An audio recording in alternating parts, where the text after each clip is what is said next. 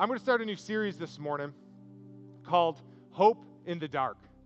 I'm starting a new series this morning called Hope in the Dark. A pastor I listen to a lot to, Craig Rochelle, he wrote a book, Hope in the Dark, and it's actually a study on the book of Habakkuk. And it really encouraged me to do my own study on this book of Habakkuk. And I did the study, and we're going to do a 3-week series on Hope in the Dark, a study on the book of Habakkuk. A little tagline for the series is this: Can God be good when life is not? Can God be good when life is not? We're told that God is a good God, that God is loving, that God will never leave me or forsake me. And all of that's all good and dandy when life is good, but when life is not good, and we have a hard time seeing God in the mess, we're faced with some really difficult and important questions. Mainly, can God be good when life is not? And that's kind of what this whole series is about. So let's get started. There's something in the Bible called major and minor prophets. All right, major prophets and minor prophets, it's all dependent on the length of the book. And so if it's a longer book, it's called a major prophet. But there's 12 minor prophets in the Bible. They're shorter books. And in fact, in the Hebrew Bible, all the minor prophets are booked together in one book. And Habakkuk, the book we're talking about, is a minor prophet in the Bible. This book has only 3 chapters, and they're pretty short chapters. And we're going to do a 3-week series on this book with 3 chapters, 1 chapter a week. Each week we'll look at 1 chapter in the book of Habakkuk. And you're going to see how each chapter he's dealing with something specific that we can all relate to at one point or another in our lives. Now, Habakkuk lived in Judah, part of Israel. He lived in Judah, but he lived there right before the Babylonians conquered them and took them off as captives. And during his lifetime, he would have seen things go from really prosperous and really good to really, really bad, a time of darkness and lack. And eventually, he sees the destruction of where he lives, and they're taken off to slaves. But here's where it gets really interesting about Habakkuk, is because most prophetic books, they work like this. If you read the Bible, you read a prophetic book, it works like this. God talks to a prophet. Okay, we call that person a prophet. God speaks to them, and then the prophet tells God's people what God said. That's how most prophetic books work. However, the book of Habakkuk is totally different. In Habakkuk, he did not speak to the people for God, but he spoke to God about the people. The prophet Habakkuk didn't speak to God's people and say, this is what God said. No, he actually went to God and he said, God, let me complain to you about all these people. Let me unleash on you about how bad these people are. Let me vent to God. Habakkuk did the opposite. Instead of God speaking to him and he spoke to the people, he went to God and spoke to God about the people. And what makes this book stand out is that he asked God some really difficult questions. 2,600 years ago, when this book was written, 600 years before Jesus was born, 2,600 years ago, Habakkuk is asking the same questions we're asking today. It's quite amazing. Here are some of the questions he was asking God. One of them is this: why does God seem indifferent in the face of evil? God, why don't you seem to care when there's evil? Why aren't you doing anything? Why do you seem indifferent in the face of evil? A question we've all probably have asked. Another question he asked 2,600 years ago, he said, why do bad people seem to go unpunished? You ever wonder that? How come it seems like there's all these bad people and you're not doing anything? Why aren't you punishing them? Why aren't you striking them dead? Why aren't you punishing them? Third question I think we've all wrestled with is this: why doesn't God seem fair? God, why don't you seem fair? Why don't you do my version of what's fair, of what's just? How can you be a just God, yet right now you don't seem fair? Why is Habakkuk asking these questions? Well, frankly, he's angry. He's mad at God because Judah had been blessed. Where he lived, the city he lived, was blessed. Yet God's people continued to reject God, and they did evil. They were corrupt. They weren't doing the right thing. And he was getting angry with God because God was not punishing those who were doing wrong. Habakkuk lived in a very dark place. He was distraught over the violence and corruption going on, and not much different than today, right? Oftentimes we look on the news, we see what's happening, and there's a lot of violence, there's a lot of evil, there's a lot of sin, there's a lot of bad things going on, and we could get very distraught. We could get very concerned. And why I love Habakkuk is because other prophetic books bring God's word to people. He brought people's questions to God. 3 chapters, 3 weeks, week 1, chapter 1, and it is filled with Habakkuk's complaints against God. We're going to look at chapter 1 today, and in chapter 1, he's essentially saying, God, why? Why, God, aren't you doing anything? He's wondering why. All this bad stuff is happening around him. In fact, that's the title of my message this morning. It's this: I'm wondering. How many of us have ever been in a spot where we were left wondering, why, God? Why is this happening? Why hasn't this happened? Why can you be a good God, yet why is my life so terrible? Now, I want to read some of chapter 1 today. We're going to start in verse 2, and we're going to read to verse 4. And here are some of his complaints against God. He's complaining to God, okay? And you'll see some of his complaints. We've complained probably similar. He says this: how long, O Lord, must I call for you help, but you do not listen? Violence is everywhere. I cry, but you do not come to save. Must I forever see these evil deeds? Why must I watch all this misery? Wherever I look, I see destruction and violence. I'm surrounded by people who love to argue and fight. Sounds like a Facebook post. The law has become paralyzed, and there's no justice in the courts. The wicked far outnumber the righteous, so that justice has become paralyzed, perverted. You know what's so refreshing about Habakkuk? Is because, let's just be honest, he says all the things we want to say to God, right? I mean, he's just like real. I mean, he just unleashes on God, and he just says things we want to say. Why aren't the wicked being punished for their sins? Why are evil people prospering? Why is it that I'm doing the right thing and my life stinks, and the people doing the wrong thing, their life is good? Habakkuk, like many of us, could not understand why a good God would allow such evil to exist in the world. What I love is the meaning of his name. The meaning of the name Habakkuk is this: it means to embrace or to wrestle. It means to embrace, or it means to wrestle. And he's doing everything in his power to embrace who he knows God is. Yet, because he doesn't see what he believes about God, he has to wrestle with God through this difficulty. Habakkuk is in a place like this. He doesn't understand God, and it's not making sense. I don't know if you've ever been in a place like that, where you just don't understand. It just doesn't make sense. God is good, but he doesn't feel good right now. God is just, but it doesn't seem like justice right now. God loves me, but it doesn't feel like love. And in the middle of this darkness, he's asking God, where are you? Why does it seem like you're indifferent in the face of evil? How come it seems like bad people are prospering and they're going unpunished? Why don't you seem fair? Now, remember, he's not speaking to the people what God said. He's actually speaking to God, complaining about the people.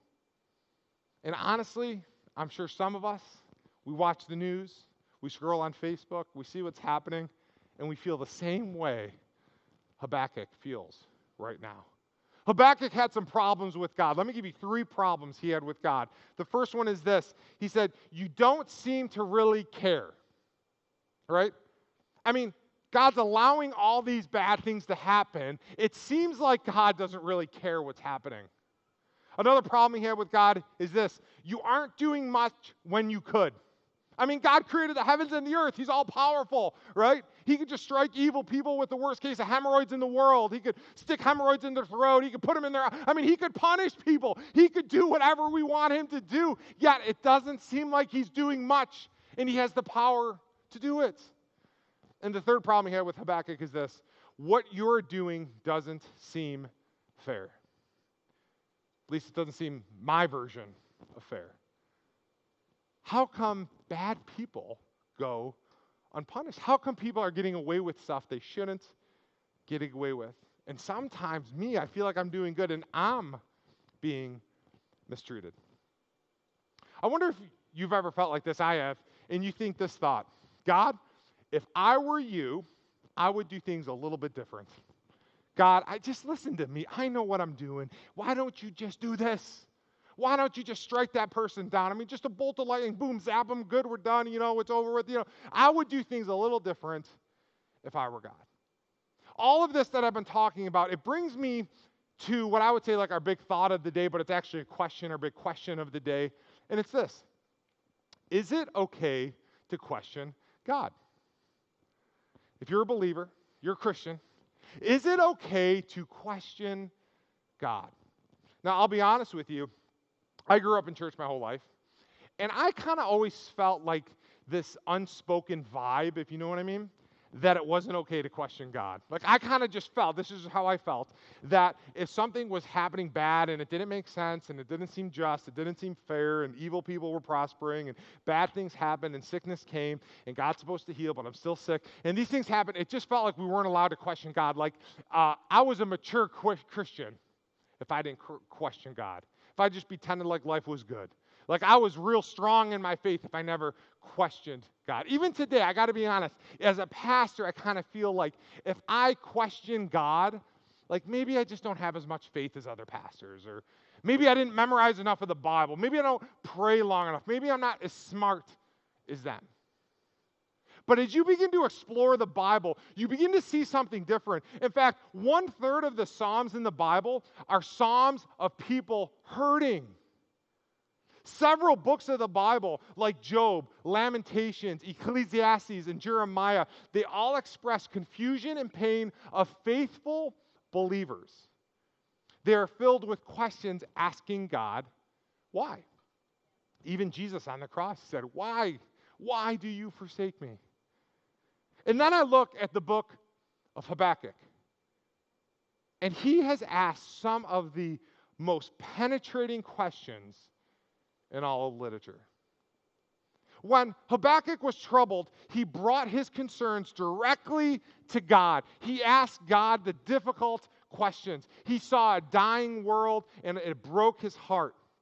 Why is there evil in the world? Why do the wicked seem to be winning? And he boldly and confidently took these questions directly to God. And so my question is this: is it okay to question God? Well, here's the thing. We all have ups and downs in life, don't we? There's times, I call it, very a Christianese thing, church thing, is living on the mountaintop and living in the valley, right? Living on the mountaintop is when life is good. You're on the mountaintop, right? What happens when you're on the mountaintop? Our prayers, boom, they're answered right away. You know what I mean? You pray and boom, it's there. You pray and boom, it's just answered, right? Everything's good. Every message in church, oh, Pastor Jonathan, he's on fire. Everything, it's just, oh, that was so good. Every song we sing, wow, that new song was awesome. Woo, life is good. You go to the grocery store, you get the closest spot, right? You meet a cute guy, right? You get a raise, you get a bonus. Life is good. You need a new pair of shoes, and guess what? They're 50% off at the store. Life is good. I'm living on the mountaintop, right? And then all of a sudden, something happens in life, and we go from a mountaintop into a valley. And life is not fair. We get bad news. We lose a job. A relationship ends. Your heart breaks. Something really unfair happens. Something wrong. Something straight up evil from the pit of hell could even happen to you, and it just is rough. And we begin to experience a crisis of our faith. We begin to experience what some people call a crisis of belief. We believe, yet we're not sure why. What we believe we don't see, and it's difficult to keep believing. We know God is good, but right now he doesn't feel good. And there begins this crisis in our lives. Essentially, God, if you're good, then why does my life stink? If you're good, then why am I depressed? Why am I alone? Why am I broke? God, if you're good, why didn't you heal them? Why didn't you make a difference? People, in fact, usually tend to act one of two ways when this happens. When this happens in life, people tend to, the first is, unfortunately, they have a good heart, but it's not good for them, and they kind of pretend like everything's fine, nothing's wrong, they don't deal with any of the issues. I'm good, too blessed to be stressed, and they pretend like life is good, ignoring all the bad stuff that's happening. That's not really good. Another way people tend to act is they say this, well, I tried church. I tried the Jesus thing. Look where it got me. Maybe church is good for you, but it's not good for me. I think you like Jesus, that's fine, but I'm good. I'm done with him. Look at my life. Look how it turned out.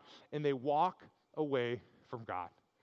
They give up on God in the valley. They abandon God when life's not fair.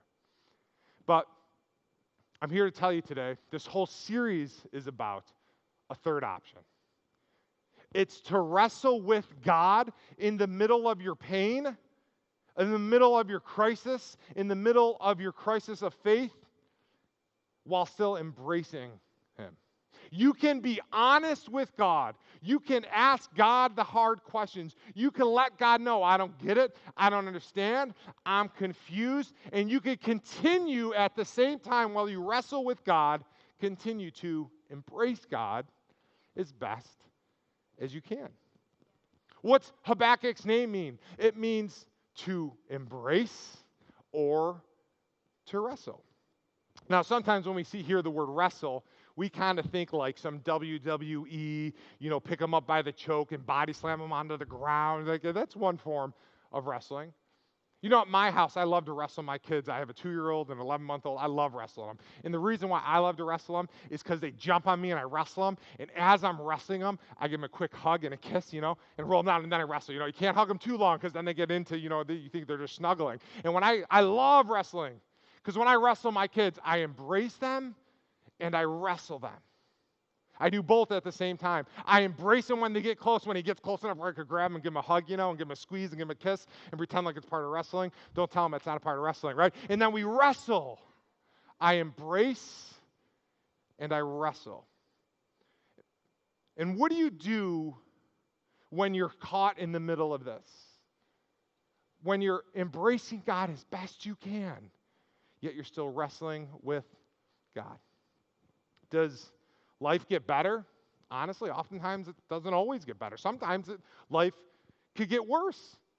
And what do you do when it doesn't change, when life gets worse? Well, I love what James says in James chapter 1, verses 2-4. It says this, "Consider it pure joy, my brothers and sisters, whenever you face trials of many kinds, because you know that the testing of your faith produces perseverance.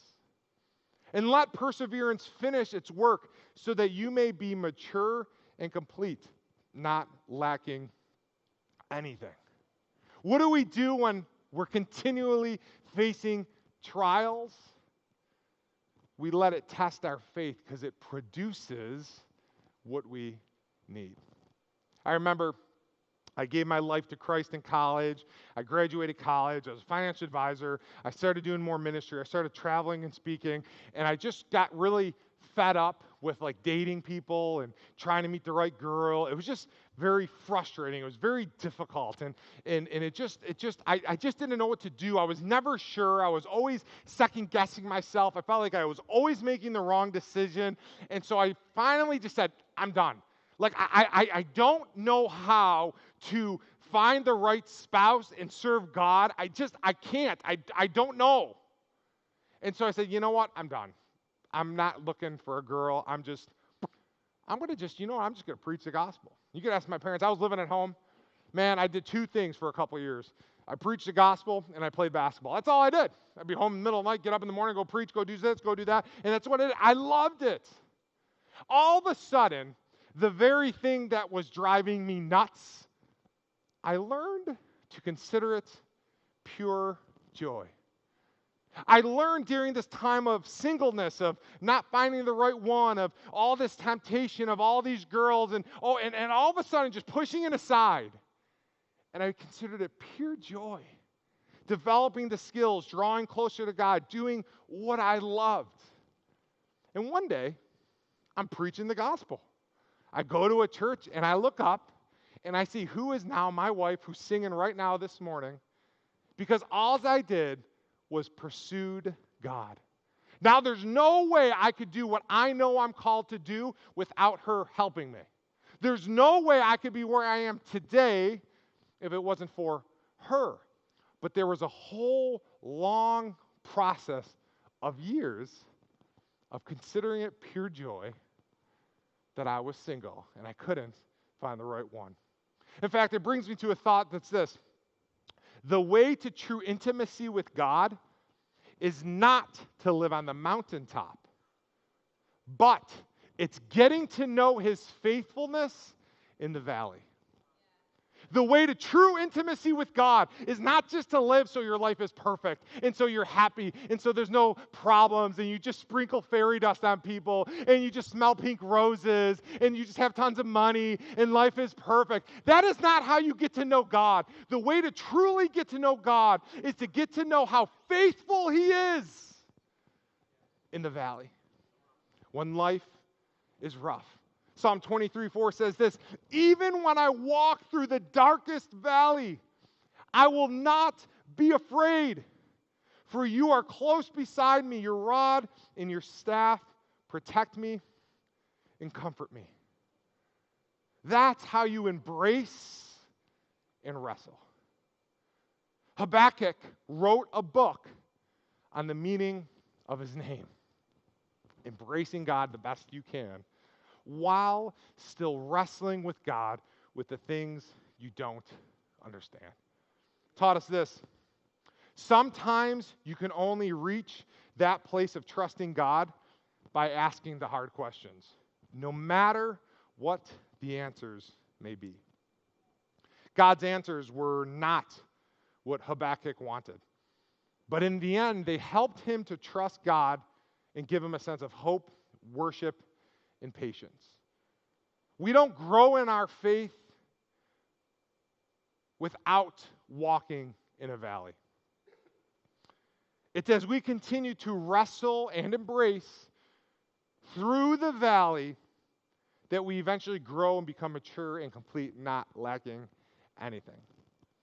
Anyone you know who has great faith, anyone you've read about, you see on TV, or books you bought, anyone who you would say has great faith, I guarantee you that faith did not come on the mountaintop. That faith did not come when life was good, but they were going through a valley, and somehow they learned to embrace God and wrestle with God in the valley. And it was in the valley that they learned how faithful God really was. It was in the valley that they truly got to see God's goodness. The way to true intimacy with God is not to live on the mountaintop, but it's getting to know His faithfulness in the valley. Let's look at Habakkuk's response to God. We read the first 4 verses. Let's read verse 5. It says this, the Lord replied, look around at the nations. Look and be amazed, for I'm about to do something in your own day, something you wouldn't believe if someone told you about it. Now, let's just stop there for a moment. Boy, if this was me, I'd be like, that's right, God. I could get behind this response. You're about to punish some people. You're about to strike people down with lightning. You're about to burn sulfur and fire down on people, and you're going to, oh, I can't wait. I could get behind God, you getting justice and fighting off the people I don't want around, right? I could get behind this, but that's not what God was saying. He's saying, I'm going to do something, and you won't even believe me if I tell you, but I'm going to tell you anyways. In verse 6 and 7, he says this, I'm raising up the Babylonians, a cruel and violent people, and they will march across the world and conquer other lands. They are notorious for their cruelty, and they do whatever they like. Guys, the Babylonians are the bad guys. The Babylonians are the Jews' enemies. God says, I told you you wouldn't believe me. I'm going to raise up people who are worse than you. I'm going to raise up your enemies to punish you. And this makes no sense to Habakkuk. And what do you do when you find yourself in this situation, going from bad to worse, stuck in the valley and nothing making sense? Well, Craig Rochelle says this, and I absolutely love it. He says this: a committed believer can both wrestle with honest questions and embrace a genuine faith in God. A committed believer can both wrestle with honest questions. God, I don't understand this. The world is doing this. Everyone's saying this. I don't understand it. But at the same time, embracing a genuine faith in God. As the band comes back up, I want to look at Habakkuk's response. And it's this. Habakkuk, verse 12 to 13 says this. He responds to God a little later. He says, "O Lord, my God, my Holy One, you who are eternal. Surely you did not plan to wipe us out. O Lord, our rock, you have sent these Babylonians to correct us, to punish us for our many sins. But you are pure and cannot stand the sight of evil. Will you wink at their treachery? Should you be silent while the wicked swallow up people more righteous than they?" Now, can I be honest about what I just read? It doesn't really do much for me. It's okay. I mean, to be in the Bible, to be the words of a prophet, his response is okay. There's nothing like that just rocks my world. It's good try, Habakkuk. You tried to respond. But here's what's important about it. He doesn't do option one. He doesn't just act like everything's fine, the world is perfect. And he doesn't take option two. He doesn't quit on God, even when he didn't like the answer. He doesn't quit on God, even when things don't go the way he wants them to go. But he takes the third option. He decided to both embrace God and wrestle with God at the same time. And that is not only okay, but I'd actually suggest it's the best way to draw closer to God. Because what does James says? Because you know the testing of your faith produces perseverance. And let perseverance finish its work, so you're complete and whole, not lacking anything. And if you're here right now, please know this. If you're listening online, please know this, that God would rather you wrestle with him and ask him difficult questions than to walk away from him.